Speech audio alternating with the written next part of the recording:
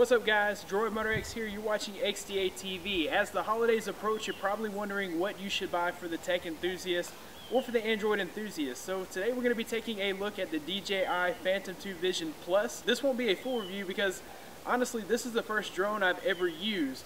So I can't really talk about this thing intelligently, but I will give you my experiences. I've been flying this thing now for about 2 to 3 weeks. Anyhow, I'm going to give you guys the rundown on how to use it, and we're going to get some flying time in this video.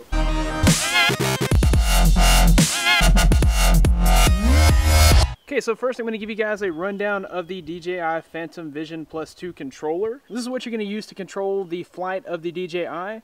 Left analog is your throttle, so this will take it up and down. It'll actually rotate the camera or rotate the DJI right and left, and then this will be how you steer. So forward, back, strafe to the right, strafe to the left. Now these controls are incredibly sensitive. You're not going to want to just press them all the way down when you first fly it. This is a lesson that I had to learn firsthand. I actually crashed it on my very first flight, which the thing is actually pretty resilient. I actually hit a pole at full speed and it damaged a couple of the blades, but it didn't do any damage to the body. And one good thing about this is it does come with an extra set of blades. So moving forward here, you've got a Wi-Fi range extender, which means that you can actually connect to your DJI from up to 2,000 feet away, which is pretty outstanding. I've actually seen videos on YouTube of people flying their DJI above the clouds because of this Wi-Fi range extender. The Wi-Fi range extender, though, can get you in trouble if you get too far away from home base, of course, and this loses connection. It will automatically return thanks to the GPS, but if trees are in the way or something like that obstructs its path, you could lose your DJI. So just be aware of that. Try to be as safe as possible. You've got your antenna here, and then you have a cell phone holder clip. Of course, your on-off switch is here for the controller itself. You've got battery indicator lights there. On the side, you have your on-off switch and your charge port there, and you've got your system and power light there. If we look at the bottom here, we have a USB charging port, and like I said, I've only been able to play with this for a few weeks, so I know that there are several modes that you can activate by using these switches here. There's like a mode in case you do lose it so that it can return, that you can activate here. Another way is just by simply turning it off, but there are several different tweaks and modes that you can change with these two switches here.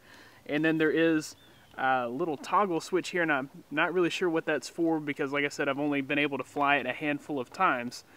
Probably as I use it, the more I use it, the more I will know. This is the controller for the DJI Phantom 2 Vision Plus. Feels heavy duty, feels premium, and it does an excellent job at controlling the actual DJI. So the next thing we'll look at is the Phantom itself. This thing, like I said, is very sturdy. You'll notice right off the bat that you've got some neat logos and stickers here. The box actually comes with extra stickers, so if you don't like the red, you can actually swap that out with blue or pink. You've got a built-in battery here that can slide out for charging. It is pretty difficult to remove, which is good because if it crashes or it hits something, it's not going to fall out mid-flight and then have the thing drop from the air. But anyways, you would remove that in order to charge it. You've got 4 motors here. That would be what propels the unit. A little USB cable here, and what I believe that's for, this is not for charging, but I believe that's for firmware updates. So you can actually connect this to a computer and update the Phantom when updates come out, which is pretty regularly, and that updates things like the GPS, the compassing system. If there's any bugs that they notice in the flight of this, then they will actually release updates, and they do that pretty regularly. If you turn it around here, you'll see the port to upload your videos and your pictures that are taken from the camera. This thing flies for about 15 to 20 minutes, and you have 4 gigabytes of data stored in the SD card that's in this contraption here. Right there is a 4 gigabyte SD card. You could actually buy a larger SD card, but you're probably going to fill up this 4 gigabyte SD card, or you probably won't fill it up, rather, in the 15 to 20 minutes that you have of flight time. So another really cool thing about this is the automatic gimbal. So that is a 3-axis gimbal.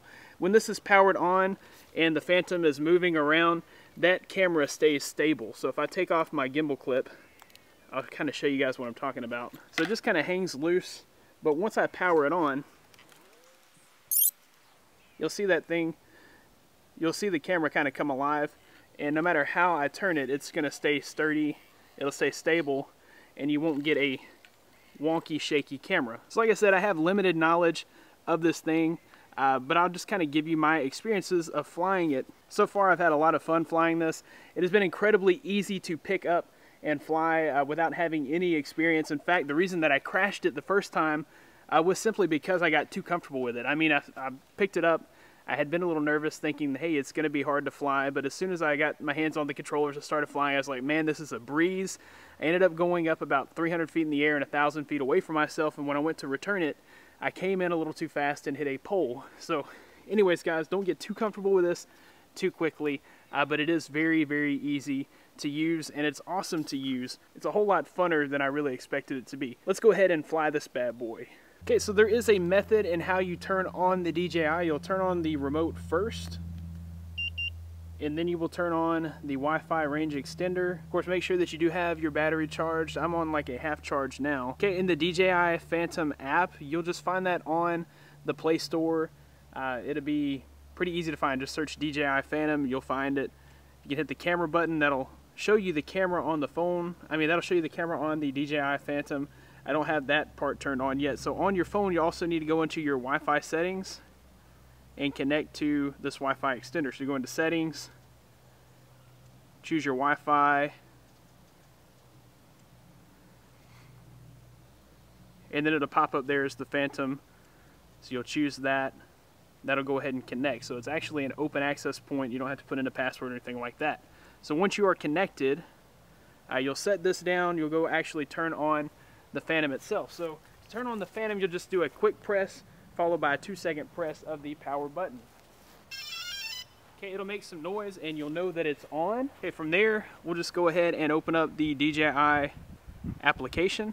Okay, you'll also want to make sure that you do set the compass. So the way you'll do that is grab this toggle here, toggle it 8 times, and you'll spin it. You'll spin it around like so. So you see the light change color to green, and then you'll spin it this way until they flash. So now your compass is set. The reason why you want your compass to be set is so that it knows where it's at and it doesn't kind of wobble. It'll be able to just kind of hover in one position. It may do just like a small little circular movement, but it's not going to stray away. So you actually let go of the controls altogether and it won't stray away from you. So I had to switch out my phone. Apparently my Nexus 6 did not like the Wi-Fi signal that the DJI was giving it. But anyways, to operate the application or to operate the camera on the Phantom, you'll hit camera. This gives you all kinds of neat information. It tells you how many GPSs are aligned with the DJI itself. It'd need to be at least 6 or 7. That way this can set up a home base and it'll know how to get back to you in case somehow it loses connection with the remote. Like I said, that's kind of shady. I've not really heard an explanation from DJI of how it returns without hitting, you know, a tree or anything that might get in its way. Here in my yard we got lots of trees, so it would be very easy for it to hit something and fall out of the sky. So that would make me a little nervous. But anyways, it can return home simply by following the GPS coordinates to get back. It also gives you a readout of your battery on the Phantom. Right now I'm at 41%. They say you should land with at least 35%, especially if you go way up in the air, because it's using precious battery to stay stable. So if you're way up in the air, it gets really windy and it's having to use all of its power to stay stable. So the closer you are to the ground, the longer the flight's going to last. But just know that when you go up in the air, it takes a whole lot longer to come back down. So that's just a quick little tip. You're able to control your camera angle here. You can shoot photos and you can shoot video. There's also some settings for the camera here. You can change the resolution, you can change the ISO, you can change the white balance. So there's all kinds of settings. So anyways, we'll go ahead and get started with the flight. To kick on the boosters, we'll just hold these 2 down like so. And then to take off, we'll just hit it up and it'll fly.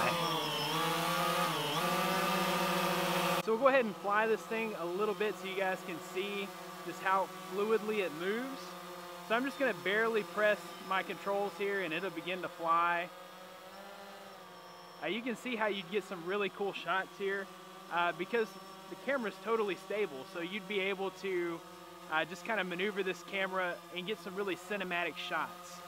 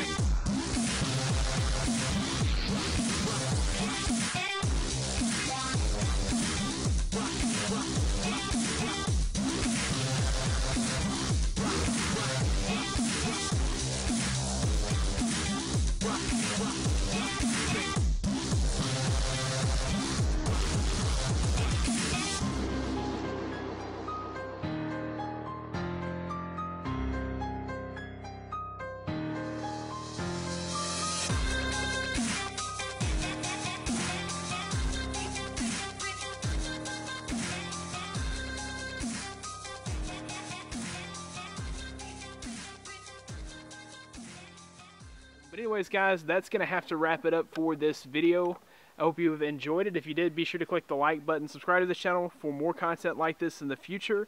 After this, we'll probably be moving away from the gift buying guide series, probably get a bit more into the Android mining. Hopefully you've enjoyed these videos. It's giving you some ideas for your shopping coming up. Be sure to subscribe to this channel for more content like this. Subscribe to my channel at youtube.com/droidmodderx. Thanks guys for watching. I'll see you in the next one.